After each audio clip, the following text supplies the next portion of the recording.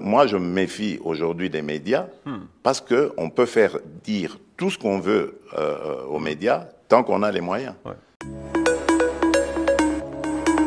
Vous avez condamné l'invasion de l'Ukraine par la Russie, mais vous revendiquez la liberté de traiter toujours avec la Russie, n'est-ce pas? Bien sûr, bien sûr.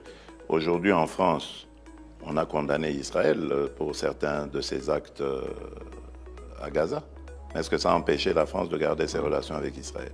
Pourquoi est-ce que quand ça arrive aux Africains, on veut les juger? On n'a pas à nous juger. Nous avons le droit d'avoir les amis que nous voulons. Et nous sommes amis à tous ceux qui veulent être nos amis. Bientôt, il y aura à nouveau un forum où les Africains seront conviés avec les Russes. Est-ce que vous irez? Oui, je vais m'y rendre, oui.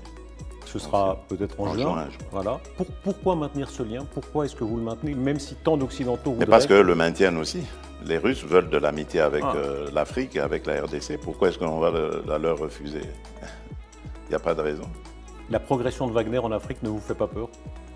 En tout cas, en République démocratique du Congo, Wagner n'est pas là. Pourquoi est-ce que j'aurais peur pour les autres pays? En tout cas, je n'ai pas vu de massacre ni de pillage de la part chez vous, de Wagner chez moi, donc je n'ai pas à avoir peur. Le Rwanda est plus un épouvantail pour la RDC que Wagner. Qui ramassera le plus la mise en Afrique entre la Chine, la Russie, les islamistes? Ça, c'est une bonne question.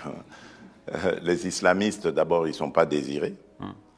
La Chine et la Russie, eux, ce sont des partenaires et qui viennent par la grande porte. Donc je pense que c'est eux qui rafleront plus la mise. Voilà. Le fait que ce soit au détriment des démocraties ne vous gêne pas? Que ce soit des régimes autoritaires? C'est quoi la démocratie?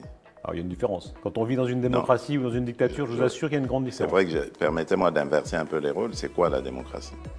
Je me suis rendu en Chine au mois de mai dernier, de l'année passée. Et donc, j'ai vu des Chinois à qui j'ai parlé en aparté, qui m'ont dit qu'ils étaient heureux de vivre dans leur pays et dans le système dans lequel ils sont. Qui suis-je pour aller juger ce système et dire qu'il n'est pas démocratique? C'est malheureux, ils sont déportés, arrêtés, torturés. Voilà, voyez-vous ça? Non, je ne sais pas, sincèrement. Oui, Tiananmen, mais c'est une manifestation comme toute autre. Il y en a eu ici. N'y a-t-il pas eu de manifestations à Paris qui ont causé des morts? N'y en a-t-il pas eu? Vous croyez vraiment qu'on a enterré les gens comme à Tiananmen au bord des routes et de cette façon-là, qu'on écrase? Moi, j'ai vu.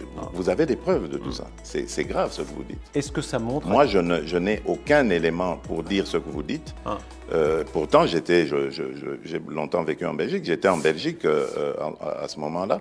Je n'ai pas vu ça. Donc, moi, je n'ai pas parlé de ces choses-là. Je vous ai dit, moi, je me méfie aujourd'hui des médias parce qu'on peut faire dire tout ce qu'on veut aux médias tant qu'on a les moyens.